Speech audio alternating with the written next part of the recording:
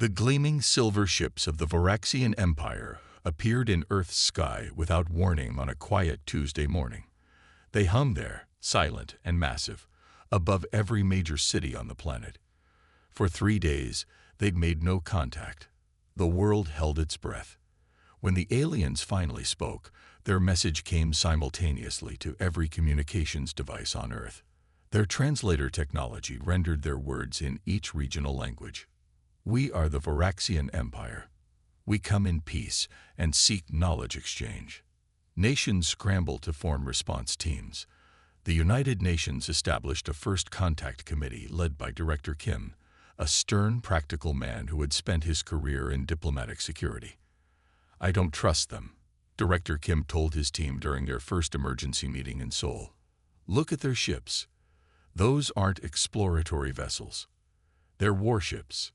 Major Park, his chief of operations, nodded in agreement. Their formation is tactical. They've positioned themselves for optimal strike coverage. But the world's leaders were eager for alien technology and knowledge. Within weeks, exchange programs began. The Varaxians sent representatives to Earth, while human diplomats visited the massive command ship in orbit. The aliens appeared humanoid but taller, with gray-blue skin and four-fingered hands. They moved with precise, calculated gestures. Their ambassador, who called himself Emissary, spoke in perfectly structured sentences. "Your species has great potential," Emissary told the UN General Assembly. "We see in humans the spark of greatness that might someday join our galactic community." Behind the scenes, Director Kim's suspicions grew. His team monitored every interaction, noting the aliens' particular interest in Earth's military capabilities, population centers, and resource distribution. "They're asking too many tactical questions," he reported to the Security Council, "and giving us nothing of substance in return. Just vague promises and basic technology. We could have developed ourselves in a decade." Professor Min from the Korean Advanced Institute of Science was one of the few scientists granted access to Varaxian technology. She worked tirelessly to understand the alien systems. "Their tech is extraordinary," she told Director Kim during a secure briefing. "But they're deliberately showing us outdated versions. I found reference codes to systems they're keeping hidden." 3 months into the cultural exchange, Director Kim's worst fears materialized. He was awakened at 3 a.m. by frantic calls. The Varaxian ships had simultaneously moved into attack positions. Before any warning could be issued, they fired. Seoul was the third city hit. Director Kim watched from his office window as brilliant blue energy beams cut through the city's tallest buildings. The presidential residence collapsed. The Han River boiled. People ran through streets choked with dust and debris. "Get to the bunker," he ordered Major Park over the secure line. "Activate Protocol Omega." Protocol Omega was the doomsday contingency that no one had ever expected to use. It connected all of Earth's military forces under a unified emergency command structure, bypassing political leadership if necessary. As Kim fled his collapsing building, his security team was cut down by a secondary strike. He alone made it to the armored vehicle waiting below. As they sped toward the mountain bunker outside the city, he watched Seoul burn. 12 hours later, leaders from surviving military and scientific communities gathered in the hardened facility deep beneath the Korean mountains. Representatives joined virtually from bunkers across the globe.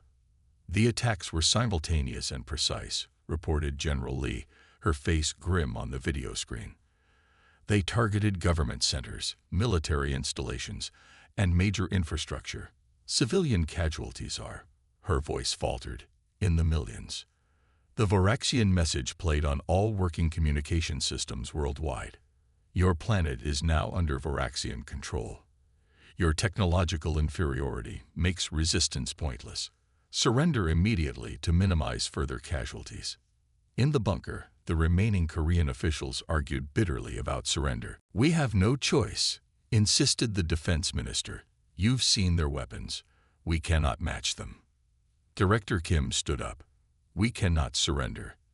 This isn't a negotiation. Look at their pattern of attack. They destroy our leadership structures first. They don't want governors. They want resources, our planet, our people. Surrender means extinction, just more slowly. Professor Min, who had escaped the destruction of her laboratory with critical data, displayed her findings. Their technology is advanced, but not magical. Their ships have weaknesses. Their attack pattern revealed energy constraints. They're powerful, but not invincible. As the discussion continued, reports arrived from other nations. China, Russia, the United States, India. All had suffered devastating losses but were regrouping. For the first time in human history, ancient enemies reached out to each other, not as rivals but as fellow survivors. We need to unite, Director Kim said simply. Not just Korea. Not just our allies. Everyone. Every nation. Every military. Every scientist. Humanity's only chance is to stand together. General Lee nodded. We've spent our history perfecting the art of war against each other. Now we'll show these aliens what happens when those skills are turned outward. In the days that followed, as the Voraxians began landing ground forces to secure key locations, humanity's response took shape. Hidden military installations activated. Secret weapons programs were unveiled. Scientists worldwide shared information freely, national secrets becoming meaningless in the face of extinction. The Voraxians expected surrender. Instead, they would soon learn why humans were the apex predators of Earth. The aliens had started this war expecting an easy conquest. They would discover that in declaring war on humanity, they had awakened a terrible force they could not comprehend. The Voraxians established orbital control stations around Earth within days of their initial attack. Their massive warships patrolled the skies, occasionally descending to establish ground bases in strategic locations. From these strongholds, they sent out demands for human surrender and compliance. Resistance will only increase suffering, the alien broadcasts repeated hourly. The Voraxian Empire has conquered 37 worlds. None have successfully resisted. But deep beneath the rugged mountains of what was once the Korean demilitarized zone, humans were preparing a response that would shock their invaders. The facility had been built during the Cold War and expanded in secret for decades afterward. A bunker designed to survive any earthly conflict, now serving as humanity's last hope against an unearthly one. Dr. Han moved quickly through the crowded underground corridors. At 62, she was the world's foremost expert on quantum physics and had spent the last 30 years developing weapons too dangerous to use against other humans. Now her life's work would face its ultimate test. Status report, she demanded as she entered the main laboratory. Dozens of scientists from countries that had been enemies mere weeks ago now worked side by side with singular purpose. The quantum phase emitter is at 80% capacity, replied her assistant. We've incorporated the power amplification concepts from the Russian team. It's unstable but functional. Dr. Han nodded. Instability is acceptable. We only needed to work once to prove the concept. Meanwhile, in a separate section of the facility, Captain Song reviewed final preparations with his strike team. They were an unusual mix, elite soldiers from Korean, Japanese, Chinese, and American special forces, all chosen for their exceptional skills and psychological resilience. The mission parameters are unchanged, Song told them, his voice steady despite the enormous pressure. We have one prototype weapon, one chance to test it against the enemy. If we succeed, production begins immediately on a larger scale. One of the soldiers raised his hand. Sir, what exactly does this weapon do? Captain Song's expression remained neutral. According to Dr. Han, it disrupts the quantum field that holds matter together. Beyond that, I suggest we focus on delivery rather than theoretical physics. 3 days later, under the cover of darkness, Captain Song's team moved through the ruins of what had once been the prosperous city of Incheon. Voraxian patrols swept the area regularly, but the aliens relied heavily on their advanced technology and had not yet learned to counter human guerrilla tactics. The team carried the quantum phase device in a specially designed container. It was smaller than expected, about the size of a microwave oven, but extraordinarily heavy. They took turns carrying it, moving only during the gaps in enemy patrol patterns. Their target was a Voraxian scout ship that had landed near the remains of Incheon Harbor. It was smaller than the main battle cruisers but would serve as an ideal test subject. "Remember," Captain Song whispered as they approached the alien perimeter, "we need to place the device directly against the hull near what we believe to be their engine compartment. Timing is critical." The soldier carrying the weapon nodded. They had rehearsed this mission countless times in simulation.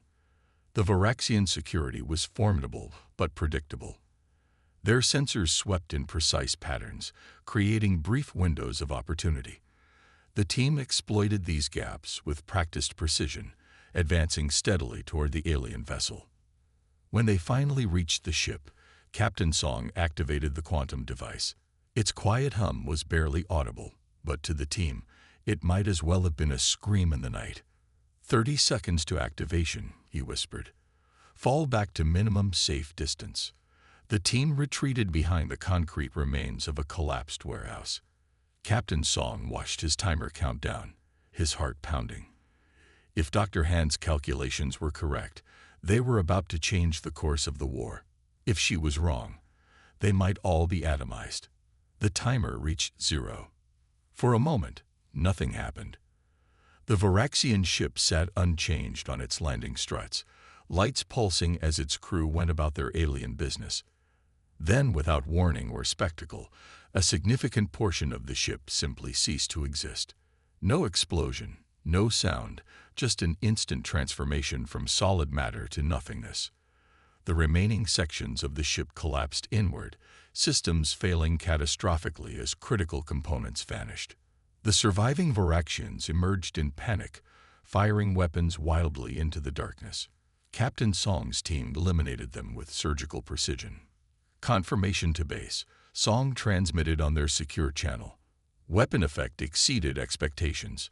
Target partially erased from existence, requesting immediate extraction. Within an hour, the team had returned to the underground facility with samples of damaged Voraxian technology. The command center erupted in controlled celebration when they received the mission report. Director Kim allowed himself a small smile, his first since the invasion began. "Begin full production immediately," he ordered, "and get me a secure line to our allies. They need to know we found a vulnerability." In orbit, the Voraxian command ship registered the loss of their scout vessel. The ship commander reviewed the data with growing concern. Their sensors had detected an unknown energy signature moments before contact was lost. "These humans are more resourceful than our intelligence suggested," he told his second-in-command. "Increase patrol frequency and change security protocols. These primitives should not have technology capable of challenging us." But it was too late. The pattern was already established. The Voraxians had expected an easy conquest against a technologically inferior species. Instead, they had awakened a planet of warriors who had spent millennia perfecting the art of war against themselves, and who were now turning that terrible expertise against their alien invaders. Humanity's counterattack had begun. Senior Engineer Choi hadn't slept properly in weeks. Her underground laboratory was filled with pieces of Voraxian technology salvaged from downed ships and captured outposts. Surrounded by a team of scientists from 5 different countries, she worked tirelessly to understand the alien systems. "Their technology is advanced but follows consistent patterns," she explained to Director Kim during his inspection. She pointed to a disassembled alien power core. "They've clearly been using these designs for centuries without significant changes. They've had no reason to innovate." Director Kim nodded. "And we have every reason." Engineer Choi picked up a human-made circuit board with alien components integrated into it. "This is our advantage. We're combining their technology with our own approaches.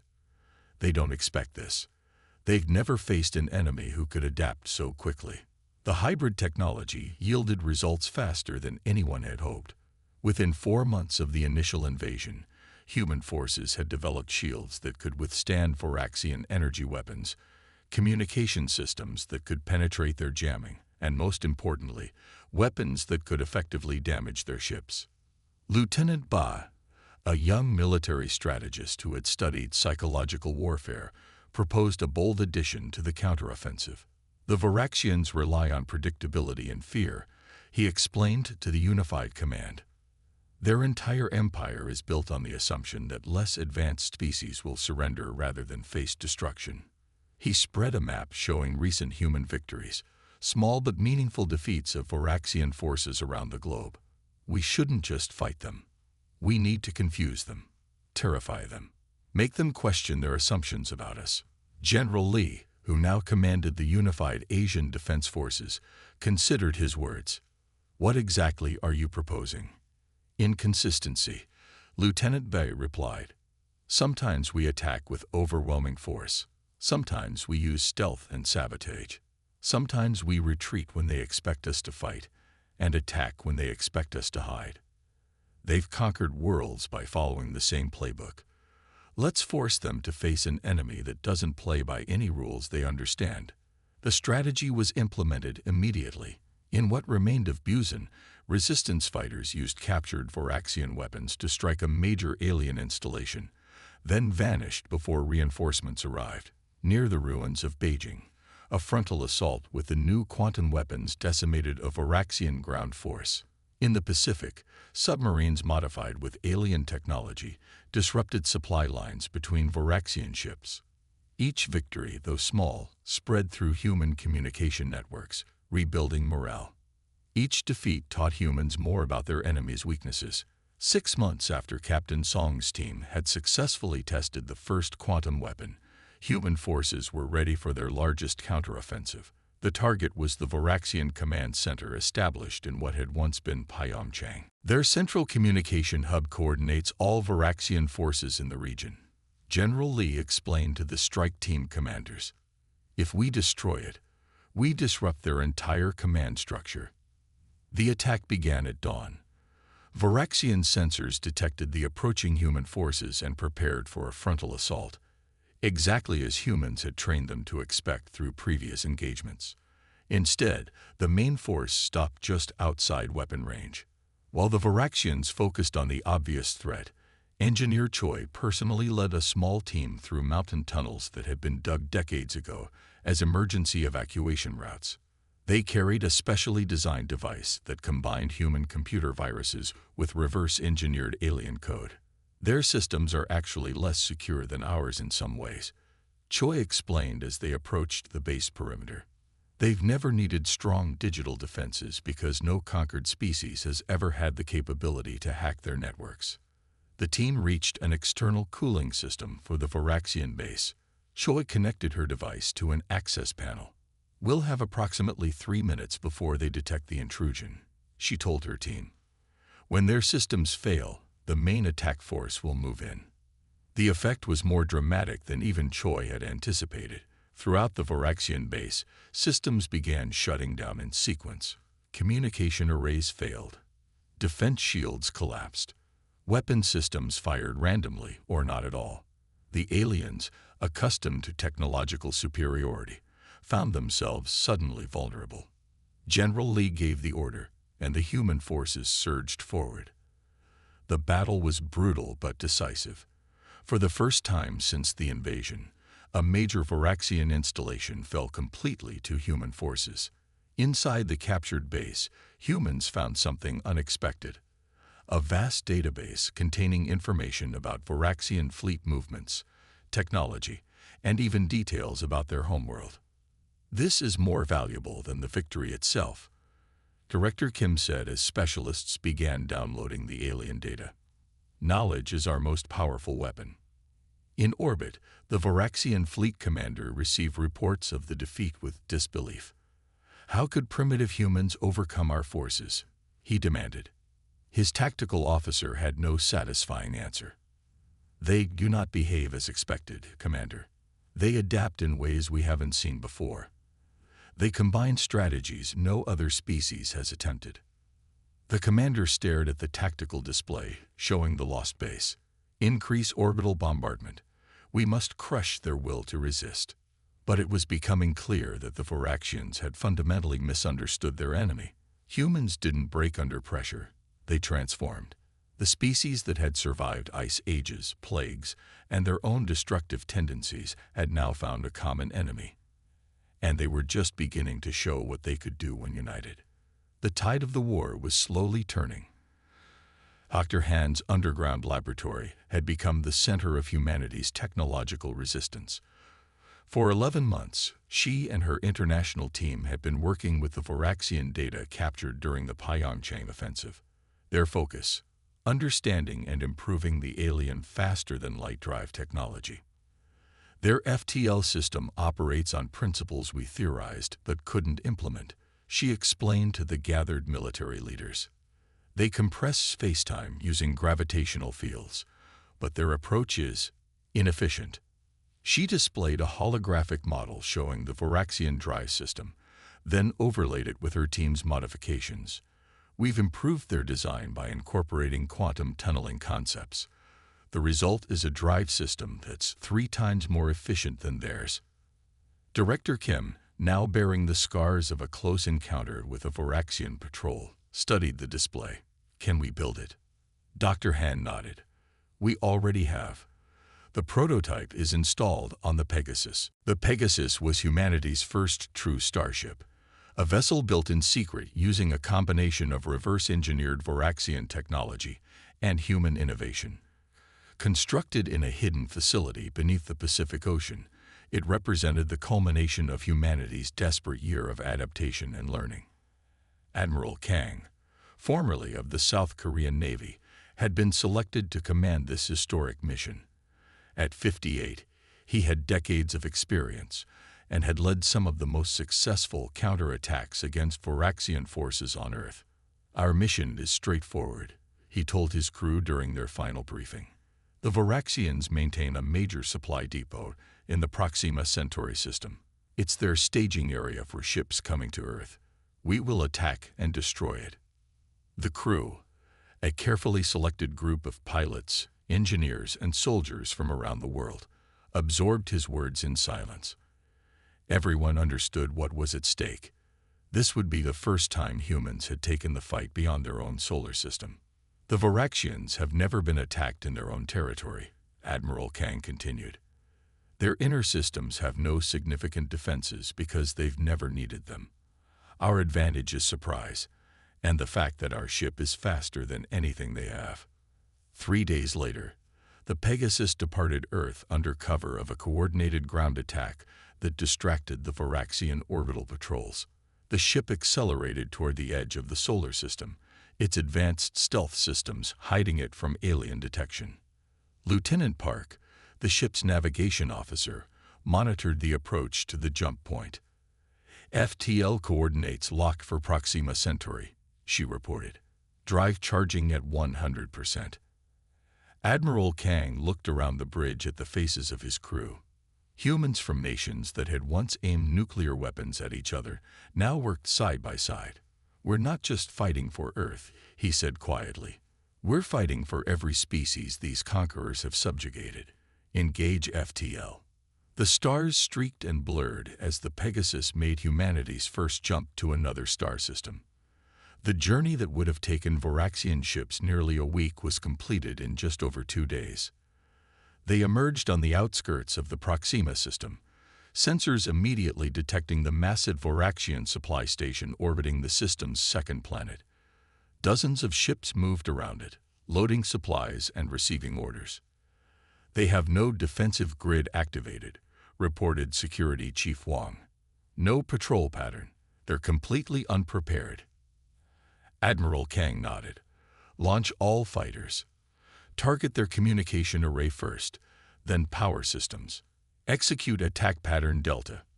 The human assault caught the Voraxians completely by surprise. The fighters launched from the Pegasus were smaller and more maneuverable than anything the aliens had encountered before. Each carried weapons specifically designed to target known Voraxian weaknesses. The supply station's communication array exploded in a spectacular burst of energy, cutting off any distress calls before they could be sent.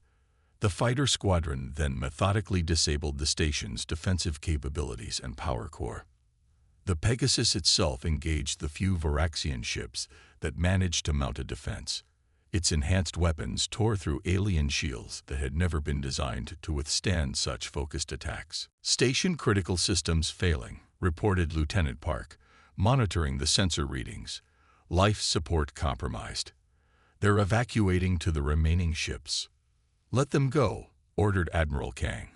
"We want survivors to spread the word. Deploy the quantum charges and prepare to withdraw." The human fighters returned to the Pegasus as specialized charges attached to the station's main structure began to activate. The ship retreated to a safe distance, then watched as the massive supply depot tore itself apart at the molecular level. As the Pegasus prepared to jump back to Earth, their sensors detected emergency transmissions from the fleeing Varaxian vessels. Admiral Kang had one of the officers translate. "They're reporting an attack by unknown advanced forces," the communications officer said with a small smile. "They don't even realize it was us." Admiral Kang nodded. "Good. Let them wonder who's hunting them now." The Pegasus returned to Earth bearing news of humanity's first victory beyond their home system. But more importantly, they'd brought hope. The Varaxians were vulnerable. Their empire, built on the assumption of unchallenged superiority, had never developed the resiliency that came from constant struggle and adaptation. As word of the successful mission spread throughout Earth's resistance network, similar operations were quickly planned. Within months, human ships, each more advanced than the last, began striking Varaxian targets across multiple star systems. On dozens of subjugated worlds, enslaved species watched in amazement as their oppressors' mighty ships and stations fell to attackers who seemed to appear and disappear at will. After generations of hopeless submission, they began to wonder if freedom might be possible after all. The war had truly changed. Humanity was no longer fighting for survival alone. They were fighting to liberate the stars. The massive Varaxian homeworld hung in space, a swirling blue-green sphere surrounded by orbital defense platforms and hundreds of warships. For 1,000 years, no enemy had dared approach this heart of the mighty empire. But today, sensors detected the impossible. A fleet of ships dropping out of faster-than-light travel directly inside their defensive perimeter. Commander Min stood on the bridge of the Thunderbolt, humanity's newest and most powerful warship. 2 years of bitter warfare had transformed her from a junior officer to the commander of Earth's United Space Forces. Beside her stood representatives from every major nation on Earth, united in this final push. "All ships report ready," her tactical officer announced. "The Varaxian Defense Fleet is moving to engage." Commander Min studied the tactical display. The Varaxian ships were arranging themselves in their standard formation, the same patterns they had used for centuries. They had barely adapted despite 2 years of defeats. "They still don't understand," she said quietly. "Begin attack sequence. All ships execute Operation Typhoon." The human fleet suddenly split into smaller groups, each moving in seemingly random patterns that confounded Varaxian targeting systems. Ships that appeared vulnerable suddenly revealed powerful weapons. Others vanished from sensors only to reappear behind enemy lines. The Varaxian Defense Fleet, despite outnumbering the humans, found themselves outmaneuvered at every turn. Their rigid command structure couldn't adapt quickly enough to the constantly changing human tactics. "Their flagship is attempting to coordinate a counterattack," reported the communications officer, who was monitoring intercepted Varaxian transmissions. Commander Min nodded. "As expected, all ships focus fire on their command vessels." Human ships throughout the battle zone simultaneously turned their weapons on the Varaxian command ships. The aliens had never considered that their communication channels had been decoded months ago, allowing humans to identify their most important vessels. Within 2 hours, the once mighty Varaxian defense fleet was in disarray. Leaderless ships either retreated or fought individually, easy targets for the coordinated human forces. As the Thunderbolt approached the homeworld, Commander Min opened a channel to the Varaxian High Council. "This is Commander Min of the Earth Alliance. Your fleets are defeated. Your conquered worlds are in rebellion. We demand your immediate and unconditional surrender." For long moments, there was no response. Then a transmission came through. On the screen appeared the Grand Sovereign of the Varaxian Empire, his blue-gray skin pale with shock. "How is this possible?" he asked. "You were primitives. Barbarians. You had barely reached your own moon when we found you." Commander Min's expression remained neutral. "You mistook technological development for advancement. Humanity's strength was never in our technology, but in our adaptability, our history of overcoming challenges, our unity in the face of extinction." She paused, then continued. "You have 1 hour to surrender, or we will demonstrate our power on your orbital defenses." The surrender came in 45 minutes. 6 months later, representatives from 47 formerly subjugated species gathered alongside humans and Varaxians in the newly constructed Galactic Assembly on neutral territory. The massive station orbited a star at the intersection of several former Empire boundaries. Diplomat Yoon, who had once been a simple language professor before the war, addressed the historic gathering. At 67, she had become the voice of humanity to the wider galactic community. "We stand today at the beginning of a new era," she told the assembled delegates. "The Varaxian Empire has fallen, but we do not seek to replace one empire with another. Instead, we propose a galactic concordat, an alliance of free worlds based on mutual respect and cooperation." The chamber was silent as she continued. "We humans did not win this war because we were naturally superior. We won because we understood something the Varaxians never did. True strength comes from unity and diversity, from the constant challenge of competing ideas. Our planet's long history of internal conflict forced us to become adaptable, innovative, and resilient." Around the chamber, representatives of dozens of species listened. Some had been enslaved for generations. Others had been forced to serve as soldiers in the Varaxian military. All had witnessed the remarkable rise of humanity from conquered world to galactic power in just 3 years. The proposed concordat would establish free trade, cultural exchange, and mutual defense, Diplomat Yoon explained. Each world would maintain its sovereignty while contributing to collective security. No species would dominate another. When the vote came, it was overwhelmingly in favor of the new alliance. Even the Varaxian representatives, now part of a reformed government, supported the proposal. As the historic session concluded, the former Varaxian High Commander approached General Lee, who had led Earth's ground forces throughout the war. "You could have destroyed us completely," he said quietly. "Our fleets were broken. Our defenses fallen. Why show mercy to those who showed none to you?" General Lee regarded him thoughtfully. "Destruction was never our goal. We fought because we had to, not because we wanted to. Humanity doesn't seek destruction for its own sake. We simply excel at it when necessary." She looked out the viewport at the stars beyond. "There's a saying from Earth: those who cannot remember the past are condemned to repeat it. The Varaxians forgot that you were once a small, struggling species too. You believed your power made you invincible." "And humanity?" the Varaxian asked. "Will you remember as your power grows?" General Lee nodded solemnly. "The scars of this war will remind us, and this concordat will bind us to a better path, all of us together." As ships from dozens of worlds departed the station in the days that followed, they carried with them the founding principles of a new galactic order. An order built not on conquest and submission, but on the hard-won wisdom that true strength comes from facing challenges together. The stars would know war no more, at least for now.